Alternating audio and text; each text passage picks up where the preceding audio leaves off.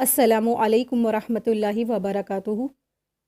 نحمدہ و نصلی علی رسولہ الکریم، اما بعد فاعوذ باللہ من الشیطان الرجیم، بسم اللہ الرحمن الرحیم۔ رب اشرح لی صدری ویسر لی امری واحلل عقدۃ من لسانی یفقہوا قولی، ربی زدنی علما، ربی یسر ولا تعسر وتمم بالخیر وبک نستعین، اللہم انفعنا بما علمتنا وعلمنا ما ينفعنا وزدنا علما، آمین یا رب العالمین۔ سورہ بقرہ آیت نمبر 208۔ یا ایہا الذین آمنوا ادخلوا فی السلم کافہ ولا تتبعوا خطوات الشیطان انہ لکم عدو مبین۔ اے لوگو جو ایمان لائے ہو، اسلام میں پورے کے پورے داخل ہو جاؤ اور شیطان کے قدموں کے پیچھے مت چلو، یقیناً وہ تو تمہارا کھلا دشمن ہے۔ یہاں اللہ تبارک تعالیٰ ایمان والوں سے خطاب کر رہے ہیں، سارے جتنے بھی ایمان لائے ہیں، آپ اور ہم سے خطاب ہے۔ کیا خطاب ہے؟ کیا کہہ رہے ہیں اللہ تبارک تعالیٰ؟ اللہ سبحانہ وتعالیٰ فرما رہے ہیں کہ جو بھی ایمان لائے ہو نا، اب تمہیں کیا کرنا ہے؟ اسلام میں پورے کے پورے داخل ہونا ہے۔ کافہ جو الفاظ آیا ہے تو کافہ کی میننگ یہی ہوتی ہے کہ اسلام میں پورے کے پورے داخل ہو جاؤ۔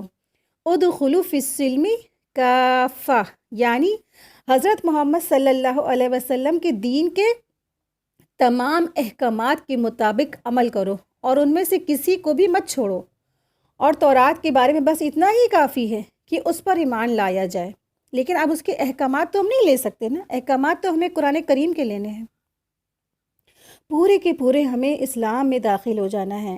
اہل ایمان کو اللہ سبحانہ تعالیٰ یہاں فرما رہے ہیں کہ اسلام میں پورے کے پورے داخل ہو جاؤ، اور اسی طرح داخل ہو جیسا رسول اللہ صلی اللہ علیہ وسلم نے جو ہے فرمایا تھا کہ اب آپ کو کیا کیا کرنا ہے اور کیا کیا نہیں کرنا ہے، اس طرح کرو جیسا کرنے کا حکم دیا گیا ہے، اور اس طرح سے مت کرو جس طرح سے اللہ سبحانہ تعالیٰ نے روکا ہے، منع کیا ہے، احکامات ہیں۔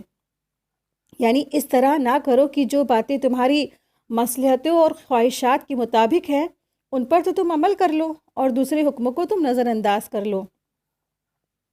تو اسلام لائے ہو تو کیا کرنا ہے؟ ادخلوا فی السلم کافہ کرنا ہے کہ پورے کے پورے اسلام میں داخل ہو جانا ہے۔ یہ نہ کرو کہ آدھی اپنی مرضی کر لی اور آدھی اللہ کی مرضی کر لی، کچھ دے دیا تو کچھ بچا بھی لیا۔ پورے کے پورے داخل ہونا ہے دین میں۔ اصل میں ہم دین کتنا لیتے ہیں اس حد تک ہی اسلام میں داخل ہوتے ہیں یا اسلام کو قبول کرتے ہیں جب تک وہ ہماری زندگی سے ٹکراتا نہ ہو۔ جہاں ہمیں اسلام سے کوئی نقصان ہوا، جہاں ہمیں کوئی قربانی دینی پڑتی ہے، وہاں تک تو اسلام کو پھر کیا کرتے ہیں؟ جہاں ہمیں قربانی کی بات آتی ہے، قربانی دینی ہوتی ہے تو پھر وہاں سے پیچھے ہٹ جاتے ہیں۔ جہاں قربانی کی بات آ گئی پھر وہاں سے کہتے نہیں، ہم سے نہیں ہو سکتا ہے۔ جہاں ہمیں فائدے ملتے ہیں، جہاں ہمارے فائدوں میں زد نہیں ہوتی، جہاں ہمیں کچھ خرچ کرنا نہیں ہوتا، جہاں ہماری خواہشات میں زد نہیں لگتے، وہاں تک تو ہم اسلام لیتے ہیں۔ اور جیسے ہی اسلام کے لیے ہمیں کوئی نقصان اٹھانا پڑے یا کوئی قربانی کرنی پڑے، کوئی آبا و اجداد والے خواہشات یا خیالات یا رسم و رواج کو چھوڑنا پڑے تو ہم کیا کرتے ہیں؟ پھر وہیں رک جاتے ہیں۔ تو یہ دراصل کیا ہے؟ منافقت جو ہے، روشنی ہوتی تھی چل پڑتے تھے اور جب اندھیرے ہوتے تھے تو وہ رک جاتے تھے۔ تو یہ دراصل منافقانہ کردار ہے۔ پیچھے جو 3 آیتیں ہم لوگ نے پڑھی ہیں تو بھی کیا ہے؟ وہ منافقت والا رویہ بتا دیا، اور پھر ایک آیت مومن کے بارے میں بھی تھی نا کہ مومن کیا ہے، اس کا کیا رویہ ہے۔ وہ تو اپنی جان مال ہر چیز اللہ کی راہ میں قربان کر دیتا ہے۔ اور منافق کیسے ہوتے؟ جب روشنی ہوتی چلتے ہیں، جب اندھیرا ہوتا ہے تو وہ رک جاتے ہیں، کڑے احکامات میں وہ رک جاتے ہیں۔ تو ایک ایمان والے کو کیا کرنا ہے؟ ہر حال میں ہر طرح سے اللہ کے احکامات کو تھام لینا ہے۔ ایسا نہیں کر سکتے ہمیں جہاں پہ قربانی کا وقت آ جائے دینا ہے، قربانی دینی ہے اپنی ہر اس چیز کی، خواہشات کی، ہر جو چاہتے ہیں، ہر دل جس کو چاہتا ہے کرنے کو، پھر وہ اگر اسلام کے اپوزٹ وہ کام ہے تو پھر اس کو ہمیں کیا کرنا ہے؟ چھوڑ دینا ہے۔ یعنی دل، دماغ اور ہاتھ پاؤں سمیت خواہشاتوں اور جذباتوں سب کچھ کو اور اپنی جان کو اور اپنے مال اور اپنی صلاحیت کے سب کچھ کو اللہ سبحانہ تعالیٰ کے جو احکامات کے مطابق ہمیں ڈھالنا ہے۔ ہماری مرضی نہیں چلے گی، ہماری خواہشات اب نہیں چلے گی، ہر چیز اللہ کے حکم کے مطابق ہوگی۔ تو ادخلوا فی السلم کافہ سے مراد ہی یہی ہے کہ تم صبغۃ اللہ اختیار کر لو، جیسے ابراہیم علیہ السلام کا طریقہ تھا نا، وہ تم اختیار کرو۔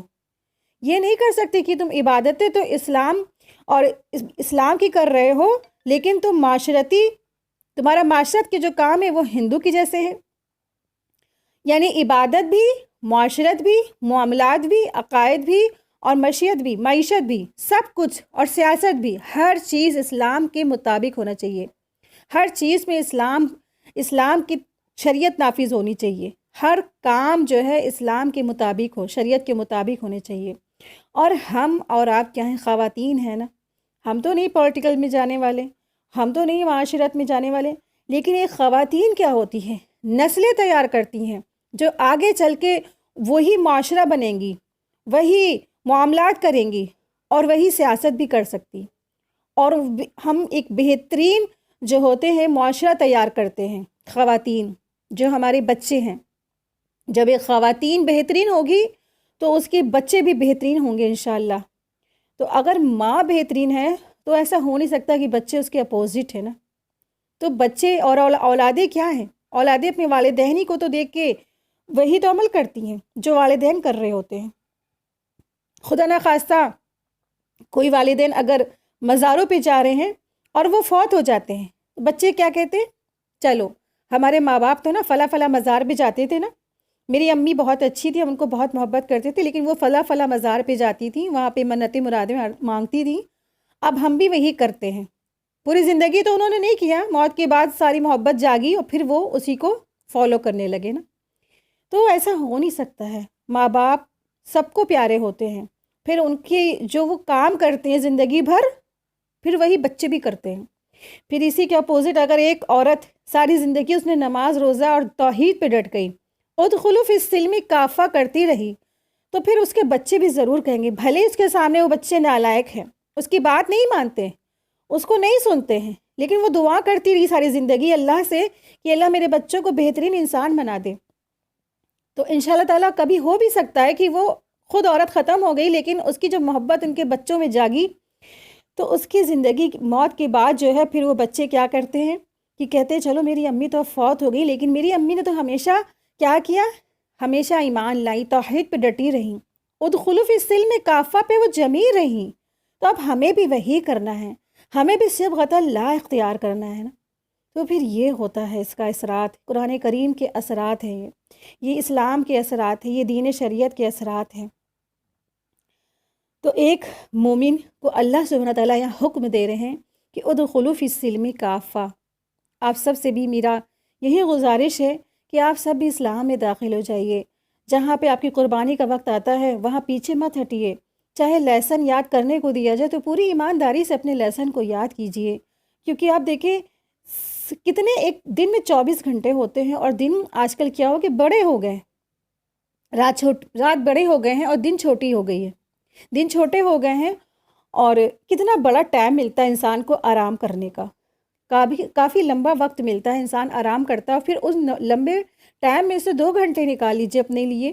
گرمی میں اگر آپ 5 بجے اٹھتے تھے، ابھی بھی آپ 5 بجے اٹھیے اور اللہ کے کلام کو آدھا گھنٹہ 1 گھنٹہ ضرور یاد کیجیے، لفظی ترجمہ ضرور یاد کیجیے، کیونکہ یہ اسلام میں جب آئے گا انسان تو اسے قربانی دینی پڑتی ہے اپنے آرام کی، اپنے جو ہے نا دماغ لگانے کی، اپنے جو ہے گرم گرم بستر چھوڑنے کی۔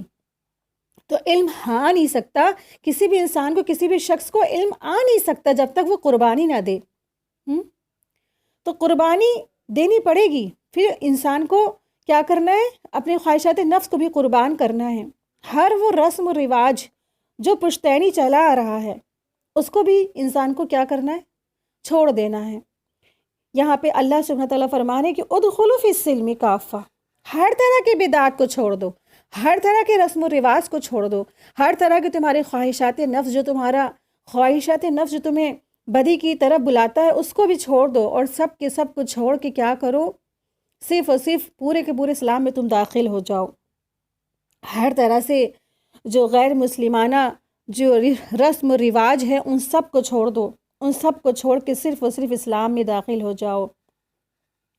تو اہل ایمان سے کہا جا رہا ہے کہ اسلام میں پورے کے پورے داخل ہو جاؤ۔ اس طرح نہ کرو، جو باتیں تمہاری مصلحتیوں یعنی کہ مسئلے کی ہیں، تمہاری مطلب کی ہیں، تمہاری خواہشات کی ہیں، ان کو پر تم عمل کر لو، اور پھر جو دوسرے جو احکامات مل رہے ہیں، دوسرے جو کڑے احکامات مل رہے ہیں، ان کو تم نظر انداز کرو۔ اسی طرح جو دین تم چھوڑ آئے ہو اس کی باتیں اسلام میں شامل کرنے کی کوشش مت کرو، بلکہ صرف اسلام کو مکمل طور پر اپناؤ۔ اس سے دین میں بدعات کی بھی نفی کر دی گئی ہے، اور آج کے سیکولر ذہن کی تردید بھی ہے جو اسلام کو مکمل طور پر اپنانے کے لیے تیار نہیں، بلکہ دین کو چند عبادات یعنی مساجد تک محدود کر دیا ہے، اور سیاست اور حکومت سے دلیز نکال دیا ہے۔ اسی طرح سے عوام کو بھی سمجھایا جا رہا ہے جو رسم اور رواج اور علاقی ثقافت اور رعایات کو پسند کرتے ہیں اور انہیں چھوٹے چھوٹے کے لیے آمادہ نہیں ہیں، جیسے خوشی اور غم، شادی اور بیاہ، اور تمام طرح کے ہندو رسم و رواج جو ہماری زندگیوں میں ایک شہد پانی میں جیسے شہد گھل جاتا ہے، اس طرح سے ہماری زندگیوں میں گھل گئے ہیں، ان سب کو نکال دینا ہے۔ ہر وہ چیز نکالنا ہے جو شریعت سے خلاف ہے، جو کہیں بھی ثابت نہیں ہے۔ یا ایھا الذین آمنوا ادخلوا فی السلم کافہ، اللہ تعالیٰ فرماتے ہیں کہ اسلام میں پورے کے پورے داخل ہو جاؤ، اور اسلام کے تمام ممنوعات سے پرہیز کرو، یعنی اسلام میں جو بھی اللہ سبحانہ تعالیٰ نے جن کاموں سے روکا ہے اس کاموں سے رک جاؤ۔ اسلام کی بعض باتوں پر چلنا اور بعض کو چھوڑنا یہ ایمان والوں کا کام نہیں ہے، بلکہ ان کا کیا کام ہے؟ ہر کام پر سمینا و اطعنا، یعنی کہ جب بھی بات آئے اللہ کی، سمینا و اطعنا کرنا ہے کہ ہم نے سنا ہے اور ہم اطاعت کرتے ہیں اللہ تبارک تعالیٰ، اور ہمیں کسی بھی غیر مسلم کے رسم و رواج، ریتی رواج اور ہر طرح کی ان چیزوں کو چھوڑنا ہے جو ہمارے یہاں پھیلی ہوئی ہیں۔ جیسے مثال کے طور پہ کہ غیر مسلموں کے شادی بیاہ جیسی رسمیں ہم لوگ کی شادی بیاہ میں جیسے شامل ہو چکی ہیں پوری طرح سے، آج معاشرہ اسی میں ڈوب گیا ہے۔ جو نہیں کرتے ہیں تو ان کو لوگ تمام طرح کی باتیں سناتے ہیں، اور ایسا کیوں کر رہی ہو یا ویسا کیوں کر رہی ہو، بھلا مانجا چھوڑ دو گی تو اپشگنی ہو جائے گا، یا مہندی نہیں کرو گی تو فلاں کیا کہے گا، یا تم اگر سلام کرائی نہیں کرو گی تو پھر پتہ نہیں کیا ہوگا، چوتھی چالا نہیں کرو گی تو پھر پتہ نہیں کیا ہو جائے گا۔ اور پھر خدا نخواستہ کوئی بچہ جیسے کوئی گھر میں مٹی ہو جاتی ہے تو مٹی ہونے کے بعد اگر تم تیجا 40واں نہیں کرتے ہو تو فلاں کیا کہیں گے اور فلاں کیا کہیں گے، برسی نہیں کرتے ہو تو فلاں کیا کہیں گے۔ یہ سارے کہاں سے آ گئے؟ اسلام میں تو کہیں بھی نہیں ہے نا تیجا 40واں۔ کوئی قرآن کی آیت دکھاؤ مجھے، کوئی حدیث کی، کوئی ایک مجھے حدیث لا کے دکھائے کہاں ہے تیجا 40واں؟ کس صحابہ نے برسی منائی؟ رسول اللہ صلی اللہ علیہ وسلم نے منایا تھا کیا کسی کی صحابہ کی برسی تیجا 40واں؟ کسی صحابہ نے منایا؟ کون سا دین آج یہاں فالو کیا جا رہا ہے؟ کس کی پیروی کی جا رہی ہے؟ صرف لوگوں کا ڈرنا، لوگ کیا کہیں گے؟ اب کوئی ختم ہو جاتا اگر ہم نہیں کریں گے تو لوگ کیا کہیں گے؟ اتنی محبت نہیں کرتے بچے اپنے ماں باپ کو کہ ماں باپ کا 40واں نہیں کرے، برسی نہیں کرے۔ تو یہاں پہ اللہ تبارک تعالیٰ نے حکم دیا ہے کہ ادخلوا فی السلم کافہ، بس اسلام میں پورے داخل ہو جاؤ۔ پھر اسلام کا رویہ اختیار کرو، اسلام کا جو ہے رنگ اختیار کرو، صبغۃ اللہ اختیار کر لو۔ دنیا والوں کا رنگ مت اختیار کرو، دنیا والوں کا ڈر مت اختیار کرو، صرف اور صرف اللہ کا ڈر اختیار کرو۔ دعویٰ تو تم کرتے ہو رسول اللہ صلی اللہ علیہ وسلم کی محبت کا، ایمان لانے کا، تم بڑے بڑے دعوے تو کرتے ہو، لیکن تمہارے طور طریقے تو کس سے مشابہت ہیں؟ رسول اللہ صلی اللہ علیہ وسلم کی دشمنوں کے، یعنی یہود نصارہ کے آج ہم نے مشابہت اختیار کر لی ہے، ان کے طور طریقے ہم نے پوری طرح اختیار کر لیے ہیں۔ ہمیں بڑی خوشی ملتی ہے کہ ہمارے بچے کانوینٹ میں پڑھتے ہیں اور ہم بڑے سینہ ٹھوک ٹھوک کے کہتے ہیں کہ ہمارے بچے وہاں پڑھ رہے ہیں۔ ذرا سوچیں کہ کیا ہم نے اپنے بچوں کو پہلے اسلام کی تعلیم دی؟ پہلے ہم نے رسول اللہ صلی اللہ علیہ وسلم سے تعارف کرایا ان کا کہ میرے بچے جا کے وہ عیسیٰ علیہ السلام کو نعوذ باللہ خدا کا بیٹا جان گئے؟ دعویٰ تو ہم بڑے بڑے کرتے ہیں اسلام میں ہونے کا، بہت بڑے بڑے دعوے کر کے ہم کہتے کہ ہم مسلمان ہیں۔ تو منافقین بھی تو کہتے تھے کہ ہم مسلمان ہیں، دل میں کیا کرتے تھے؟ اسلام سے نفرت کرتے تھے، اسلام پسند نہیں کرتے تھے، اسلام کو مانتے نہیں تھے۔ آج کے مسلمان بھی کسی منافقین سے کم نہیں ہیں۔ تو سیدنا عبداللہ بن عمر رضی اللہ عنہ بیان کرتے ہیں کہ رسول اللہ صلی اللہ علیہ وسلم نے فرمایا، جو شخص کسی دوسری قوم سے مشابہت کو اختیار کرتا ہے وہ بھی انہی میں سے ہوگا۔ ابو داؤد 4031، یہ اس کی حدیث ہے۔ تو ہمیں کیا کرنا ہے؟ اب اللہ سبحانہ تعالیٰ یہاں فرما رہے ہیں، اللہ تبارک تعالیٰ یہاں فرما رہے ہیں وَلَا تَتَّبِعُوا خُطُوَاتِ الشَّيْطَانِ إِنَّهُ لَكُمْ عَدُوٌّ مُبِينٌ۔ پہلے کیا کرنا ہے؟ پورے کے پورے اسلام میں داخل ہونے کے بعد ہمیں پیروی نہیں کرنی ہے شیطان کے قدموں کی۔ کیوں نہیں کرنی ہے؟ کیونکہ إِنَّهُ لَكُمْ عَدُوٌّ مُبِينٌ، وہ تو تمہارا کھلا ہوا دشمن ہے، وہ تمہارا سب سے بڑا دشمن ہے۔ کیوں؟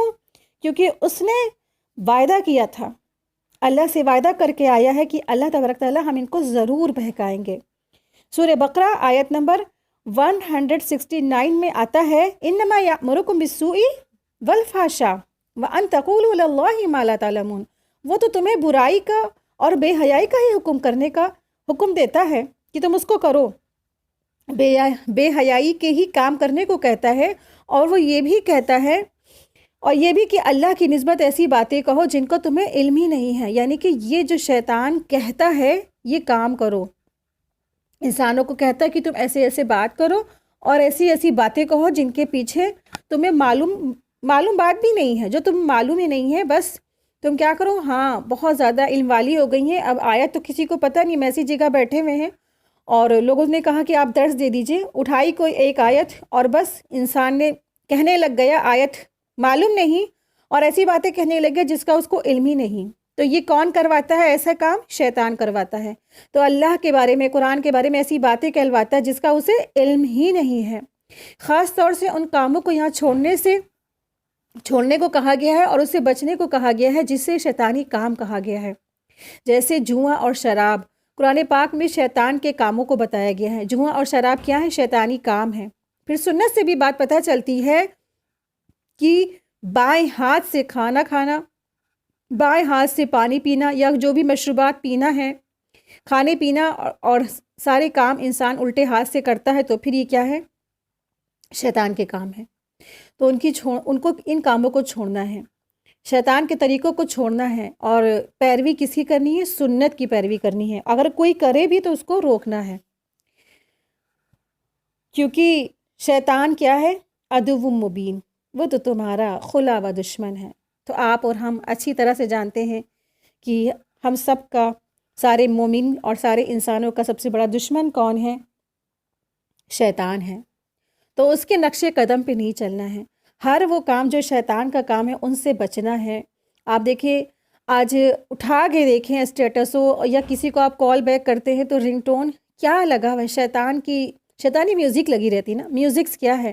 ایلومیناٹی کہتے ہیں کہ ایک بہت بڑا بینڈ ہے اور اس نے دجال کو بلانے کے لیے جو ہے میوزک کا سہارا لیا ہے، اور میوزک کے جو ٹیون ہوتی ہے، میوزک کے جو رنگ ٹون ہوتی ہے، میوزک کے جو الفاظ بھی ہوتے ہیں انگلش میں اس نے ڈال رکھے، لیکن دراصل وہ ایسے الفاظ ہوتے ہیں جن کے ذریعے سے دجال کو بلایا جا رہا ہے۔ سب کیا ہے؟ شیطانی کام ہے۔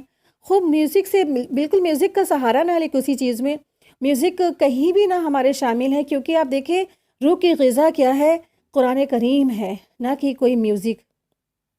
اور شیطان جس کو میوزک سنا کے بندوں کو خوش ہوتا ہے، مومنوں کو سناتا ہے، کہتا ہے دیکھو میوزک میں کتنی لذت ہے، سنو سنو اور سنو، اس طرح سے وہ وسوسے ڈالتا ہے۔ آیت 209، فَإِن ضَلَلْتُم مِّن بَعْدِ مَا جَاءَتْكُمُ الْبَيِّنَاتُ فَاعْلَمُوا أَنَّ اللَّهَ عَزِيزٌ حَكِيمٌ، پھر اگر اس کے بعد پھسل جاؤ کہ تمہارے پاس واضح دلیل آ چکی ہے تو جان لو کہ بے شک اللہ سبحانہ تعالیٰ سب پر غالب ہے اور کمال حکمت والا ہے۔ یعنی فَإِن ضَلَلْتُم، اگر تم پھسل گئے، یعنی کہ تم جاننے کے بعد پھسل گئے، کیا؟ من بعد ما جاءتکم البینہ، یعنی دلائل اور برہان کے واضح ہو جانے کے بعد اگر تم نے حق سے منہ موڑ لیا تو جان لو، فعلمو، تو جان لو، ان اللہ، بے شک اللہ تعالیٰ، عزیز ہے، بہت زیادہ زبردست ہے اور حکمت والا ہے، حکیم ہے، حکمت والا ہے۔ اس آیت میں جو وعید آئی ہے یعنی کہ اس کا تعلق قیامت کے دن سے ہے۔ نبی صلی اللہ علیہ وسلم کی نبوت کا انکار کرنے والوں کو دھمکی دی گئی ہے کہ ان کا عناد یعنی کہ نبی صلی اللہ علیہ وسلم سے دشمنی کی اور رسول اللہ صلی اللہ علیہ وسلم سے مخالفت کی تو تم جان لو اب انہیں کیا ہے، قیامت کی اس ہولناکیوں کا انتظار بھی کرنا چاہیے، اور اس دن ظالموں کے دل دہل رہے ہوں گے۔ اس دن اللہ تعالیٰ کافروں کو ان کے کفر کا مزہ ضرور چکھائے گا۔ تو جنہوں نے بھی اللہ کے رسول صلی اللہ علیہ وسلم سے دشمنانی کی، ان کی جو ہے نا ان کو دشمن بنایا، یعنی کہ آپ صلی اللہ علیہ وسلم کو دشمن کی طرح سے انہوں نے ٹریٹ کیا، یعنی کہ بنی اسرائیل رسول اللہ صلی اللہ علیہ وسلم کو کیا سمجھتے تھے؟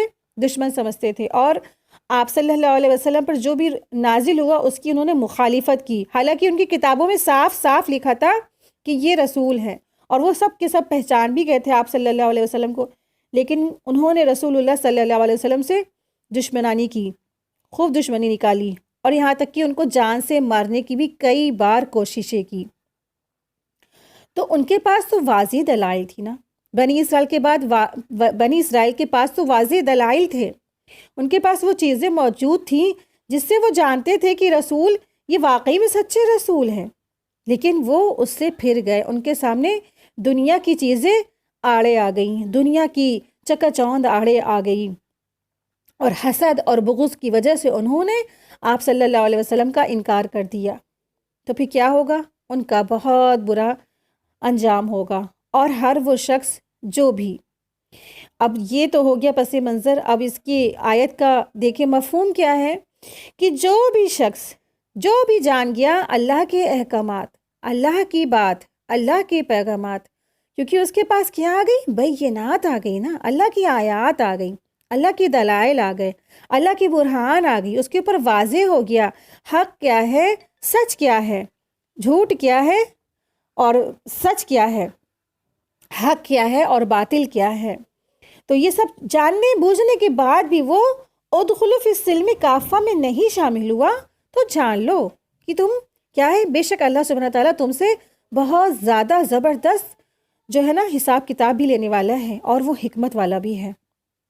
تو جس کے پاس بھی علم آ گیا تو پھر کیا اس کو عمل بھی کرنا ہے، اس کو اپنی زندگیوں میں بھی لانا ہے۔ علم ہم لوگ اس لیے نہیں حاصل کر رہے ہیں کہ ہمیں کوئی عالمہ کہے اور ہماری 4 لوگوں میں یا 10 لوگوں میں ہمیں بہت عزت اور احترام، یا ہمیں بہت مکرم سمجھا جائے، یا ہمیں بہت سادی فیس وغیرہ کی ہمیں ضرورت ہے، یا ہمارے گھر کا خرچہ چل جائے، اس لیے نہیں دین کا علم ہم حاصل کر رہے ہیں۔ دین کا علم تو ہم اس لیے حاصل کر رہے ہیں کہ ہمیں اور آپ کو اللہ کی رضا مل جائے، تاکہ ہماری آخرت کامیاب ہو جائے، اور تاکہ اللہ ہم سے راضی ہو جائے، اور جب اللہ راضی ہو جائے تو اس کے لیے ہمیں کوئی بھی قیمت چکانی پڑے تو ہم چکائیں گے۔ اگر ہم سے کہا جائے کہ تم اپنی 2 گھنٹے کی نیند قربان کرو تو ہم قربان کریں گے انشاءاللہ۔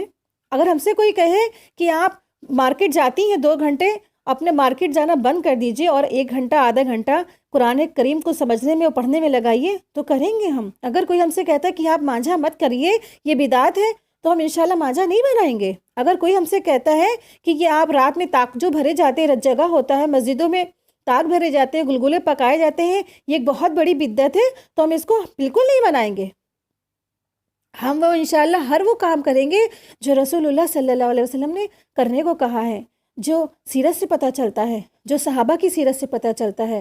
ہر اس چیز کا انکار کرتے ہیں جو ہمارے معاشرے میں جو بدعت ہے، بدعت کا ایجاد ہے، شرک ہے، ہر چیز کا انکار کرتے ہیں۔ الحمدللہ، تو پھر وہ ہوں گے ادخلوا فی السلم کافہ۔ لیکن پھر جو جان گئے اور جو جن کے پاس علم آ گیا، اس کے بعد بھی ان کے پاس واضح دلیل آ گئی، واضح دلائل آ گئے، واضح برہان آ گئے، لیکن انہوں نے اس کا انکار کیا، تو پھر اللہ سبحانہ تعالیٰ بہت زبردست ہے اور حکمت والا بھی ہے۔ آیت 210، هل ينظرون الا ان يأتيهم الله في ظلال من الغمام والملائكة وقضي الامر وإلى الله ترجع الامور، یعنی اللہ سبحانہ تعالیٰ یہ فرما رہے ہیں وہ اس کے سوا کس چیز کا انتظار کر رہے ہیں کہ ان کے پاس اللہ بادلوں کے سائبانوں میں آ جائے اور فرشتے بھی، اور کام تمام کر دیا جائے اور سب کام اللہ ہی کی طرف لوٹ جاتے ہیں۔ تو یہاں پہ آیت کا مفہوم کیا ہے؟ یعنی جو لوگ آج نہیں سمجھتے ہیں تو کیا وہ روز قیامت سمجھیں گے؟ اگر آج نہیں کوئی سرنڈر کر رہا ہے، چیزیں جاننے کے بعد، چیزیں ماننے کے بعد، تب بھی عمل کی توفیق نہیں مل رہی ہے، تو کب اس کو عمل کریں گے؟ جب موت واقع ہو جائے گی، جب ہم قبروں میں چلے جائیں گے، یا قبروں میں بیٹھے رہنے کے پچھتانے کے علاوہ تو کوئی کام ہی نہیں ہوتا نا وہاں پہ۔ اگر آپ نے اچھا کیا ہے تو سبحان اللہ، اور اگر آپ نے نہیں مانا، اللہ کے آگے سرنڈر نہیں کیا، تو پھر کیا ہوگا؟ پچھتاوا ہوتا ہے۔ تو اللہ تبارک تعالیٰ فرما رہے ہیں جو لوگ آج نہیں سمجھتے ہیں تو کیا وہ روز قیامت سمجھیں گے؟ روز قیامت میں تو صرف فیصلے کا دن ہے، وہاں جزا سزا کا دن ہے۔ اس دن کا تو سمجھنا یا سمجھانا کوئی کام نہیں آئے گا، کوئی فائدہ نہیں دے گا۔ اللہ تعالیٰ نے اپنی کتابوں میں اور رسولوں کے ذریعے سے اسلام حق ہونے کی دلیل پیش کر دی، اور اس میں کوئی کمی بھی نہیں چھوڑی ہے۔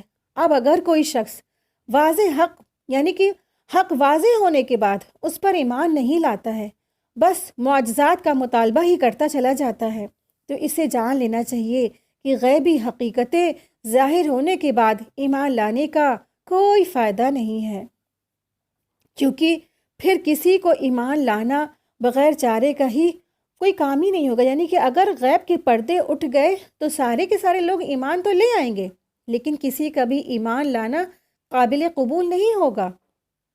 سورہ انعام آیت 158 میں آتا ہے، هَلْ يَنظُرُونَ إِلَّا أَن تَأْتِيَهُمُ الْمَلَائِكَةُ أَوْ يَأْتِيَ رَبُّكَ أَن يَأْتِيَ أَوْ يَأْتِيَ بَعْضُ آيَاتِ رَبِّكَ يَوْمَ يَأْتِي بَعْضُ آيَاتِ رَبِّكَ۔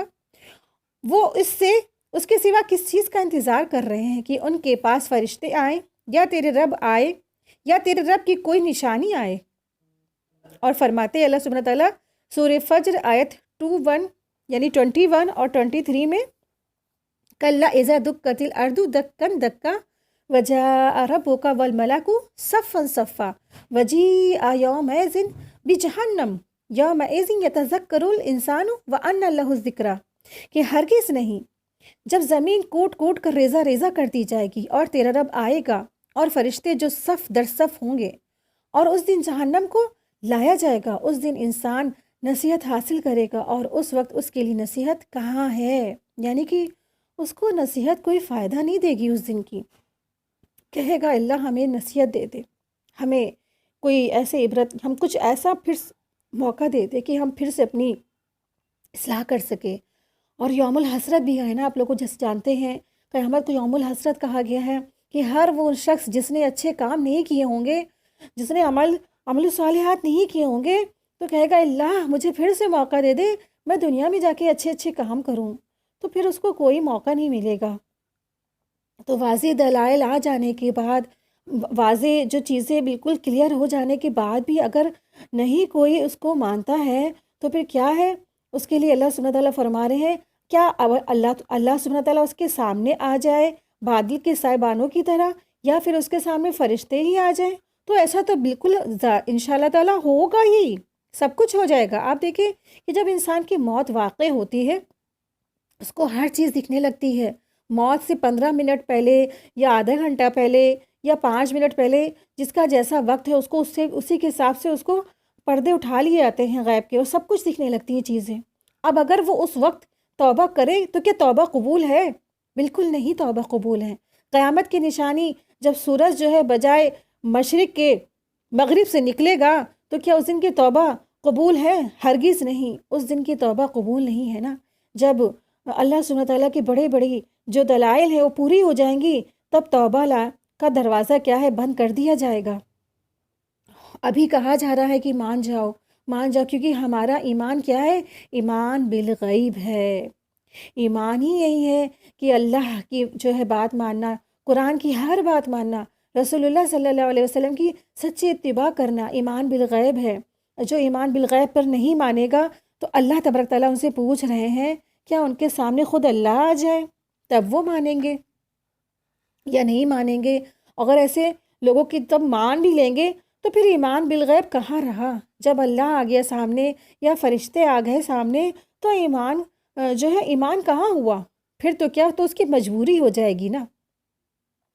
تو قیامت کے دن اللہ تعالیٰ فرشتوں کے زمین پہ اترنے کا ذکر فرما رہے ہیں، اور کئی مقامات پر بھی یہاں فرمایا گیا ہے۔ تمام صحابہ اور تابعین اللہ کے نزول پر ایمان رکھتے تھے، جس طرح اللہ کی شان کے لاحق ہے، اور وہ ہر رات آسمان دنیا پر اترتے ہیں۔ نہ یہ کہتے ہیں کہ کس طرح اترے گا، ہے نا، وہ عرش پر کس طرح ہے، تو یہ سب غیب کی خبروں میں سے ہیں۔ یعنی کہ اللہ سبحانہ تعالیٰ ہر رات جو تہجد کا وقت ہوتا ہے پہلے آسمان پہ آ جاتے ہیں، اترتے ہیں، تو وہ کس طرح سے اترنا ہے، اللہ کا عرش کیسا ہے، اور اللہ سبحانہ تعالیٰ کس طرح سے جو ہے اللہ سبحانہ تعالیٰ کی انگلی ہے یا ہاتھ ہے یا اللہ کی کرسی ہے، یہ ساری چیزیں غیب کی خبریں ہیں۔ نہ ہمیں اس کے پیچھے لمبی لمبی تعویلیں کرنی ہے، نہ تو ہمیں انکار کرنا ہے، اور نہ کسی مخلوق سے اس کا مشابہ ہی کر دینا ہے۔ تو یہ تمام چیزیں کیا ہیں؟ انکار، یعنی کہ کفر میں آ جائیں گی۔ تو ان سب چیزوں سے غیب کی خبریں بس اتنی جتنی اللہ نے دے دی، بس ہمیں اتنی لینی ہیں، اور جو چیزیں کہا جا رہا ہے کریں، آپ اس کا علم حاصل کریں، اس کے پیچھے اس کو آپ فالو کریں۔ جو چیزیں نہیں بتائی گئی ہیں تو پھر اس کے پیچھے نہیں لگنا ہے۔ یا اللہ سبحانہ تعالیٰ کی جیسے کہ انگلی کے بارے میں بتایا ہے، تو کوئی شخص ایسا اشارہ کر کے اپنی انگلی سے مثال نہیں دینا چاہیے اس کو، کیونکہ اللہ کی کیا ہے، کوئی مثال نہیں ہے، لیس کمثلہ۔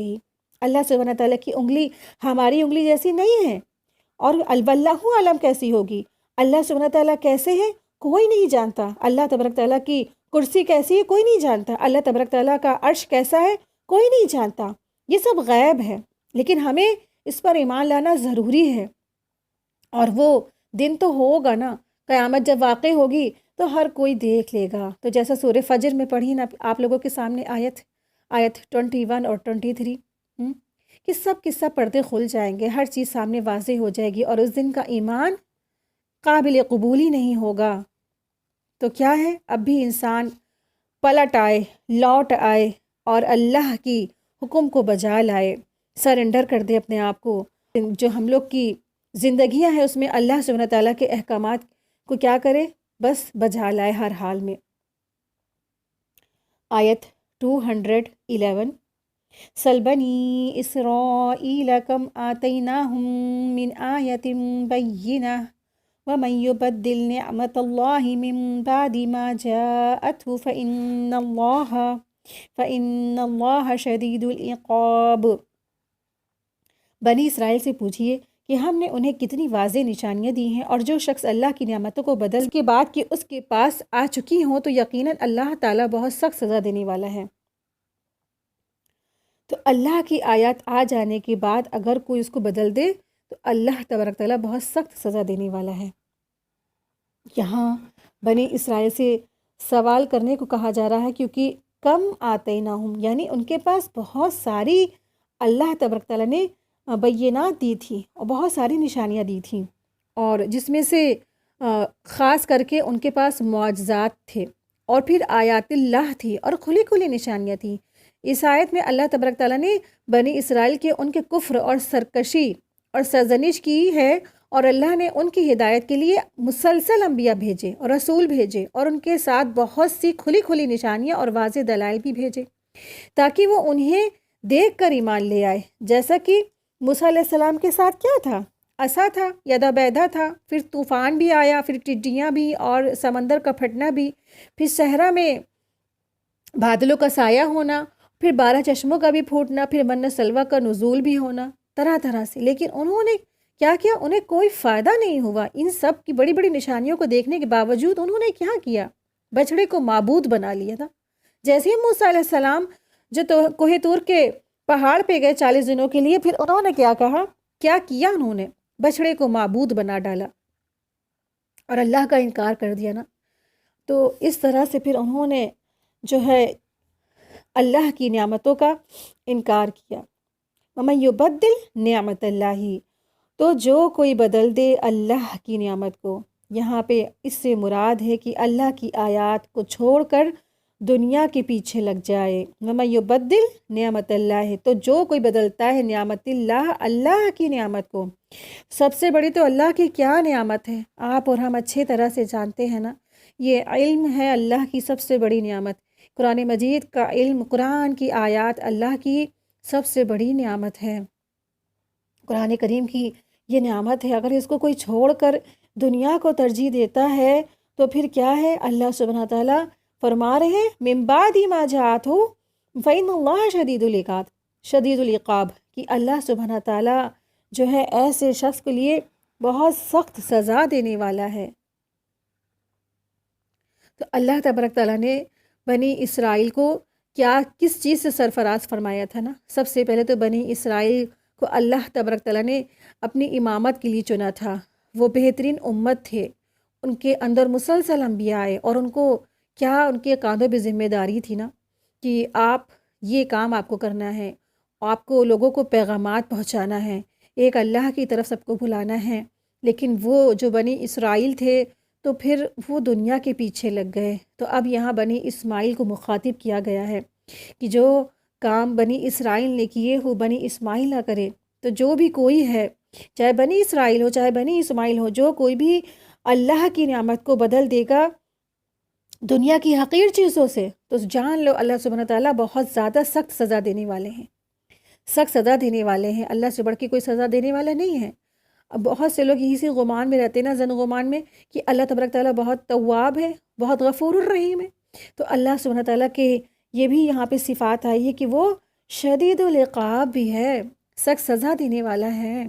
اگر تم نے آیات کا کھلواڑ سمجھا، آیات کو ہلکے میں لیا، تو جان لو اللہ سبحانہ تعالیٰ شدید العقاب ہے۔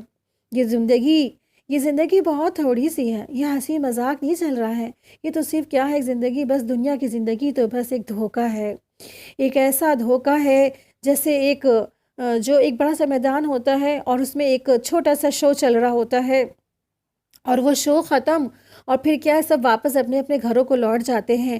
تو بس یہ زندگی بھی کیا ہے، بس 15 منٹ کا شو ہے، بس 15 منٹ کے شو کے بعد کیا ہے، واپس سب کے سب اپنے اپنے گھروں کو لوٹ جائیں گے، اور ہم سب کا حقیقی گھر تو کیا ہے، وہ آخرت ہے۔ یہ دنیا کی زندگی کیا ہے، سوائے دھوکے کے سامان کے کچھ نہیں ہے، کچھ بھی نہیں۔ تو جان لو اللہ سبحانہ تعالیٰ کیا ہے، سخت سزا دینے والے ہیں۔ تو ہمیشہ اللہ سبحانہ تعالیٰ کی، اگر جس کو اللہ تعالیٰ نے علم دیا ہے، اور اللہ تعالیٰ کی سب سے بڑی نعمت کیا ہے، اللہ کا علم ہے۔ اللہ سبحانہ تعالیٰ کسی کے ساتھ بھلائی کا ارادہ کرتے ہیں، اس کو دین کی سمجھ دیتے ہیں۔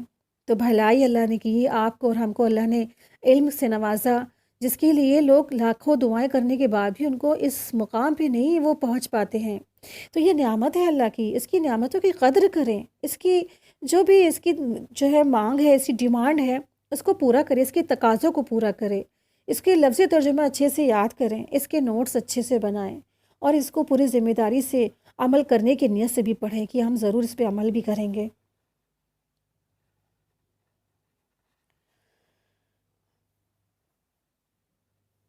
اسی طرح سے ان کے حرکات بھی یہی تھے بنی اسرائیل کے، کہ جو وہ آسان احکامات کو تو لے لیتے تھے تورات کے، لیکن جہاں مشکل احکامات آتے تھے وہ نہیں لیتے تھے۔ جیسے مثال کے طور پہ اس حدیث سے پتہ چلتا ہے کہ حدیث میں بھی آتا ہے، بخاری کے حدیث میں 2819 میں سیدنا عبداللہ بن عمر رضی اللہ عنہ بیان کرتے ہیں کہ ایک یہودی مرد اور عورت نے زنا کیا، اور اس جرم میں رسول اللہ صلی اللہ علیہ وسلم کے پاس وہ لائے گئے۔ آپ نے ان سے پوچھا، تم اس کی سزا میں اپنی کتاب میں کیا پاتے ہو، یعنی کہ تورات میں تم اس کی سزا کے بارے میں کیا پاتے ہو؟ تو انہوں نے کہا، ہمارے علماء نے کہا یہ سزا تجوید کی ہے کہ زانی کا منہ کالا کیا جائے اور اس کو گدھے پر الٹا سوار کیا جائے۔ یعنی کہ انہوں نے جو شادی شدہ مرد اور عورت کی جو سزا، رجم کی جو سزا ہے، اس کی جگہ انہوں نے جھوٹ بول کر یہ بتا دیا کہ ہمارے یہاں یہ تجویز کی جاتی ہے کہ شادی شدہ مرد اور عورت کو گھوڑوں پہ بٹھا کے منہ کالا کر کے پورے شہر میں سوار کیا جائے۔ اس طرح سے انہوں نے اللہ کے احکامات کو بدل ڈالا تھا، یعنی احکامات جہاں پہ ٹف تھے مشکل تھے، شریعت مشکل لگی تو انہوں نے اس طرح سے اس کو چھپا دیتی تھے، آیتیں کو چھپا دیا تھا آیتوں کو۔ اور دیکھیں وہ غریبوں کو تو سزا دیتے تھے، غریبوں کو تو وہ جان سے مار دیتے تھے، لیکن جب وہ دیکھ لیتے تھے کہ یہاں یہ معاشرے کا بہت دولت مند ہے، اور پھر اس کو وہ بچا لیتے تھے، پھر اس سے وہ مال وغیرہ اور دنیا کی چیزیں حاصل کرتے تھے۔ اس طرح سے ان کے اندر زبردست خرابیاں تھیں۔ تو اللہ سبحانہ تعالیٰ سے دعا ہے کہ اللہ تبارک تعالیٰ ہم سب کو ادخلوا فی السلم کافہ والا احکامات کرنے کی توفیق عطا فرما دے، آمین یا رب العالمین۔ آیت 212 زُيِّنَ لِلَّذِينَ كَفَرُوا الْحَيَاةُ الدُّنْيَا وَيَسْخَرُونَ من الذين آمنوا والذين اتقوا فوقهم يوم القيامة والله يرزق من يشاء بغیر حساب۔ ان لوگوں کے لیے جنہوں نے کفر کیا دنیا کی زندگی خوشنما بنا دی گئی ہے، اور وہ ان لوگوں سے مذاق کرتے ہیں جو ایمان لے آئے ہیں، حالانکہ جو لوگ ڈر گئے وہ قیامت کے دن ان سے اوپر ہوں گے، اور وہ اللہ جسے چاہتا ہے بے حساب دیتا ہے۔ اللہ نے فرمایا اے کافرو، یعنی کہ اللہ سبحانہ تعالیٰ یہاں فرما رہے ہیں زُيِّنَ لِلَّذِينَ كَفَرُوا حَيَاةُ الدُّنْيَا وَيَسْخَرُونَ، یعنی کہ اللہ تعالیٰ نے فرمایا کہ کافروں کے لیے دنیا کی زندگی کیا ہے، بس خوش رنگ بنا دی گئی، خوش نما بنا دی گئی ہے، خوبصورت بنا دی گئی ہے، جس پر وہ خوش ہوتے ہیں، مطمئن ہو جاتے ہیں، اطمینان حاصل ہو جاتی ہے نا۔ برج خلیفہ پہ جنہوں نے مکانات لیے بہت خوش ہو گئے، پھر بڑی سے بڑی عمارت میں اپنے فلیٹ لے لیے، بڑے خوش ہو گئے، بڑی بڑی ایجنسیز، بڑی بڑی فیکٹری، بڑی بڑی مل اور پوری پوری سٹی خرید لی، وہ خوش ہو گئے، اور پھر بڑی بڑی سونے کی کاریں اور جہاز اور تمام طرح کی، اور چاند پہ بھی زمین لے کے وہ خوش ہو گئے، دولت ہو گئے، دولت مند بن گئے، دولت جمع کرتے ہوئے خوش ہو گئے، مطمئن ہو گئے۔ وہ دولت جمع کرتے ہیں اور اسے اللہ کی راہ میں خرچ بھی نہیں کرتے ہیں، ساتھ میں لوگوں کو دکھاوا کرتے ہیں کہ ہم نے یہ لیا، ہم نے وہ لیا، لیکن وہ اللہ کی راہ میں خرچ بھی نہیں کرتے ہیں، اور مسلمانوں کا مذاق بھی اڑاتے ساتھ میں۔ وہ یہ سمجھتے ہیں کہ دنیاوی مال متاع ہی حقیقت ہے، اور میں کیا ہوں، ایک بہت زیادہ خوش نصیب ہوں، جو اس سے محروم ہے وہ کیا ہے، شقیقی ہے اور بدبخت ہے۔ یعنی کہ دنیا کی زندگی میں جن کو مال متاع مل گیا ہے وہ اپنے آپ کو خوش نصیب نہ سمجھیں۔ تو خوش نصیبی یہ نہیں ہے کسی کو بہت بڑا مال اور بہت بڑا خزانے کا ڈھیر مل گیا تو وہ خوش قسمت ہے۔ خوش قسمت تو وہ ہے جس کو ایمان کی دولت مل گئی، جس کو عمل صالحات کی دولت مل گئی، جس کو پورا ادخلوا فی السلم کافہ کی توفیق مل گئی۔ تو دراصل یہ ہے جس کو اللہ کی رضا مل گئی، جو اللہ اس شخص سے راضی ہو گیا، تو دولت تو یہ ہے۔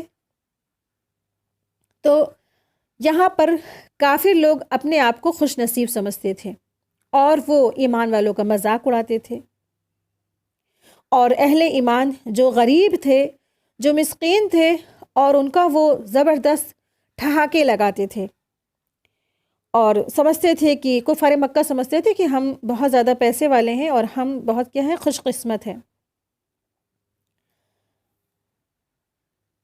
تو جیسے مثال کے طور پہ صہیب، عمار بن یاسر، حضرت بلال اور ابن مکتوم وغیرہ جو غریب صحابہ تھے، اہل مکہ ان کا مذاق اڑاتے تھے، بہت زیادہ ان سے جو ہے نا مذاق اور تسخیرہ کرتے تھے۔ تو لیکن اہل ایمان دنیا سے اعراض کرتے ہیں، اور جو مال وہ حاصل کرتے ہیں وہ اللہ کی راہ میں خرچ کرتے ہیں، اس لیے قیامت کے دن ان کا مقام تو جنت ہے، اور کفار کا تو ٹھکانہ کیا ہے، جہنم ہوگا۔ وہ علیین میں ہوں گے، یعنی کہ جو نیک اور ابرار اور مقربین جو بندے ہوں گے اللہ کے، وہ علیین میں ان کا دفتر ہوگا، اور کفار کا اسفل السافلین ہوگا، یعنی کہ سب سے نچلے درجے میں وہ ہوں گے، جہنم کے۔ تو دنیا کی جو سکسیس ہے، دنیا کا جو چیزیں ہیں، دنیا کے جو چکا چوند ہے، دراصل کیا ہے، یہ تو کامیابی نہیں ہے۔ کامیابی کا تو معیار بتا دی گیا کہ کامیابی تو دراصل کیا ہے، اللہ سبحانہ تعالیٰ کی رضا ہے، اور اللہ سبحانہ تعالیٰ کی خوشنودی ہے، اور جو کوئی جہنم سے بچ کے جنت میں داخل ہو گیا تو پھر وہ کامیاب ہو گیا۔ لیکن جب کوئی مسلسل اللہ کی آیات کا انکار کرتا ہے، دنیا کے پیچھے بھاگتا ہے، اور جاننے کے بعد جو ہے نیک نہیں ہوتا، جاننے کے بعد اسلام میں داخل نہیں ہوتا، جاننے کے بعد ادخلوا فی السلم کافہ نہیں ہوتا، اسلام میں پورے پورے داخل نہیں ہوتا۔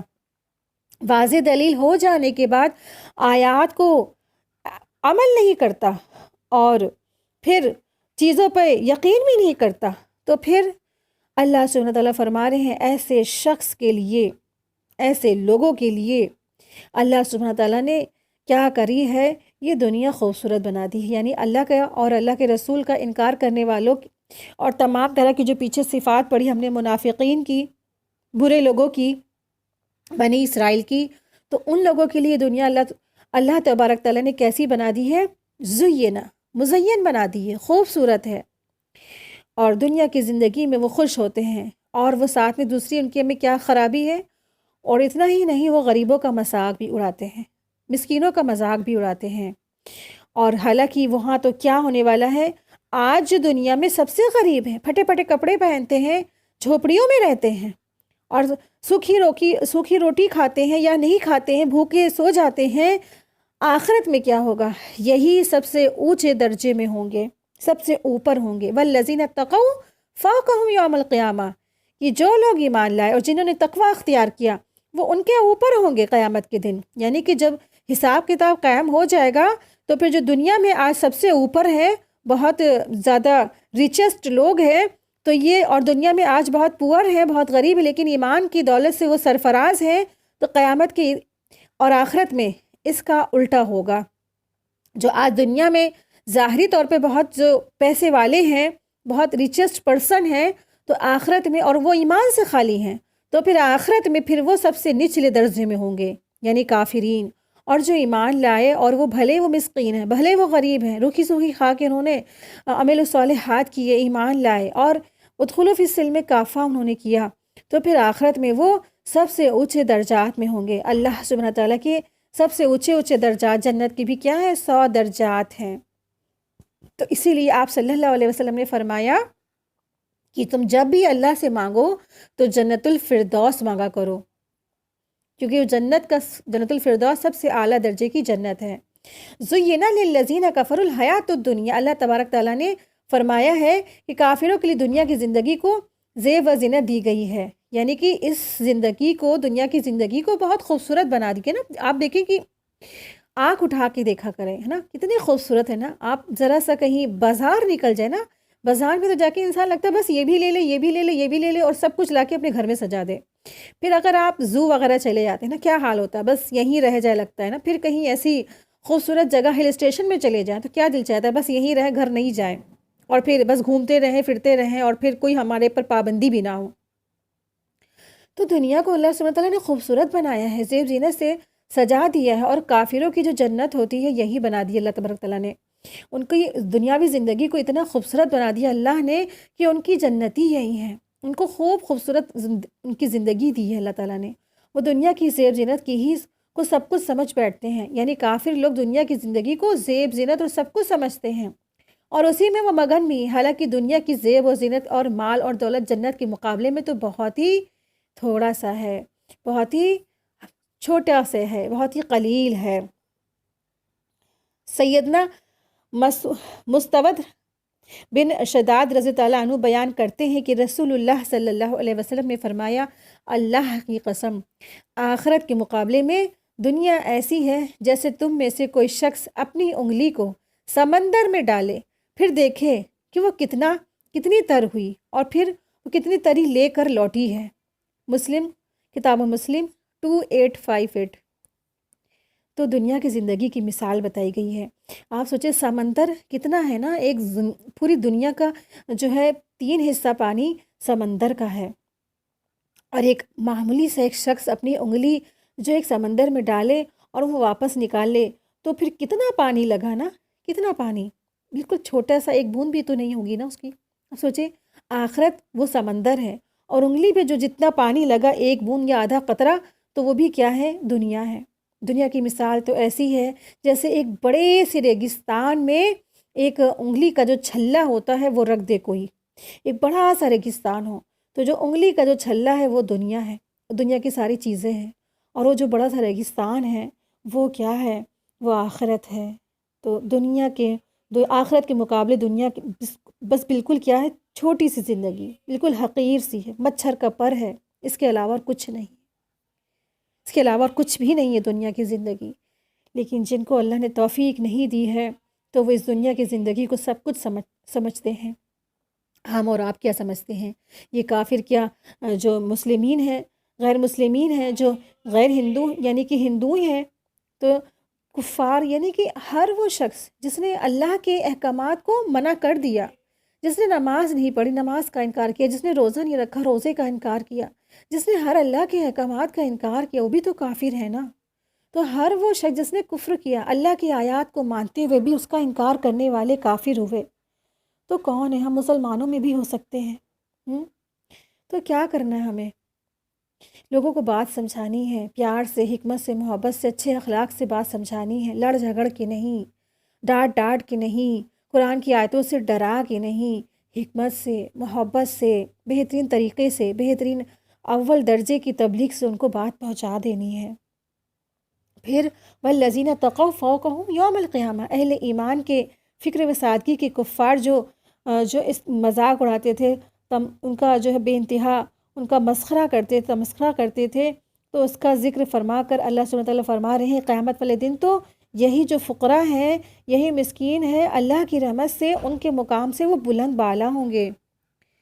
تو یہاں پہ اللہ سبحانہ وتعالیٰ فرماتے ہیں سورۃ طلاق آیت 2 اور 3 میں وَمَن يَتَّقِ اللَّهَ يَجْعَل لَّهُ مَخْرَجًا وَيَرْزُقْهُ مِنْ حَيْثُ لَا يَحْتَسِبُ وَمَن يَتَوَكَّلْ عَلَى اللَّهِ فَهُوَ حَسْبُهُ إِنَّ اللَّهَ بَالِغُ أَمْرِهِ قَدْ جَعَلَ اللَّهُ لِكُلِّ شَيْءٍ قَدْرًا، اور جو اللہ سے ڈرے گا اور اس کے لیے نکلنے کا کوئی راستہ بنا دے گا، اور جو اللہ سے ڈرے گا وہ اس کے لیے یعنی کہ اللہ تبارک تعالیٰ اس شخص کے لیے نکلنے کا کوئی نہ کوئی راستہ بنا دے گا اور اسے رزق دے گا جہاں سے وہ گمان نہیں کرتا ہے، اور جو کوئی اللہ پر بھروسہ کرے تو وہ اسے کافی ہے۔ بے شک اللہ تعالیٰ اپنے کام کو پورا کرنے والا ہے، یقیناً اللہ نے ہر چیز کے لیے ایک انداز مقرر کر رکھا ہے۔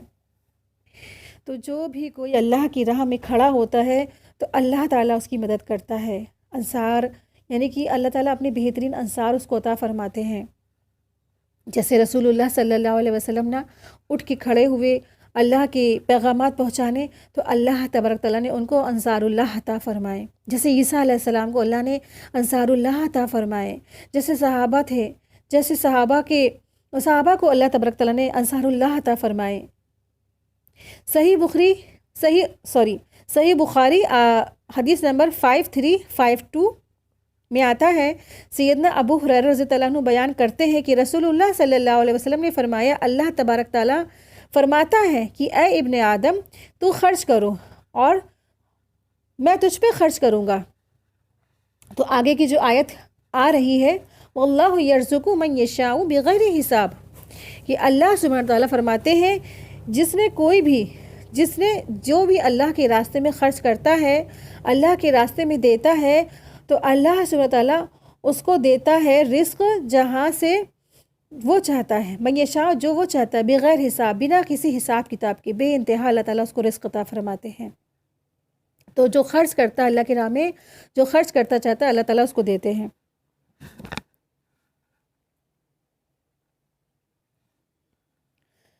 تو یہ حدیث بتاتی ہم کو کہ جو خرچ کرنے والا ہوتا ہے تو اللہ اس کو دیتا ہے، کہ اللہ تعالیٰ فرماتے ہیں اے ابن آدم تم خرچ کرو، اور تم خرچ کرو گے تو میں تمہیں دوں گا، میں تجھ پر خرچ کروں گا، اگر تو خرچ کرتا ہے تو میں تجھ پر خرچ کروں گا۔ اسی طرح سے ایک اور حدیث میں آتا ہے، سیدنا ابو ہریرہ رضی اللہ عنہ سے روایت ہے کہ رسول اللہ صلی اللہ علیہ وسلم نے فرمایا، ہر روز صبح کے وقت 2 فرشتے آسمان سے نازل ہوتے ہیں، ان میں سے ایک کہتا ہے اے اللہ خرچ کرنے والوں کو اور اس کا عوض عطا فرما، اور دوسرا کہتا ہے اے اللہ بخل کرنے والے کے مال کو تباہ کر دے، برباد کر دے۔ صحیح بخاری کی حدیث نمبر ہے 1442۔ تو اس سے یہ بات پتہ چلتی ہے کہ جو بھی اللہ سبحانہ تعالیٰ کی راہ میں خرچ کرتا ہے تو خرچ کیا کریں، ہے نا؟ کسی کے پاس اگر مال نہیں تو وہ سوچتا ہے کہ میرے پاس تو وہ چیز ہے نہیں، ہم کیا خرچ کریں؟ تو خرچ وہ کرنا ہے جو ضرورت سے زیادہ ہو۔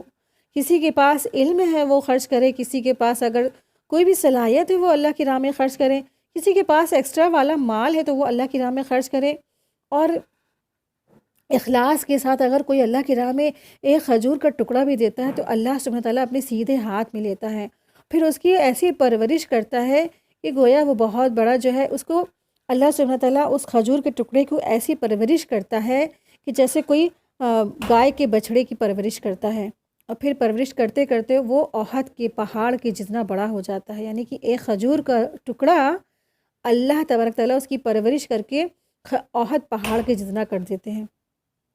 اور خرچ کرنا ہے انسان کو اللہ کی راہ میں، جو بھی اللہ نے اس کو علم دیا ہے، جو بھی ذہانت دی ہے، جو بھی اس کو صلاحیتیں دی ہیں، جو بھی اس کو ٹیلنٹ دیا ہے، جو بھی مال دیا ہے، اور مال بھی خرچ کرنا ہے اللہ کی راہ میں۔ ڈیلی آپ لوگ ایسا کیجئے کہ ایک صدقہ باکس بنائیے، اس صدقہ باکس میں لکھ بھی دیجئے صدقہ باکس، اور سامنے رکھیے کہیں، اور ڈیلی اس میں فجر کی نماز پڑھنے کے بعد ڈیلی آپ کے جو بھی ہو حساب سے اس میں کچھ پیسے ڈال دیجئے، اور وہ اکٹھا کرتے رہیں، اور جب کسی ضرورت مند کو دیکھیں تو اس کو وہ پورے پیسے دے دیں۔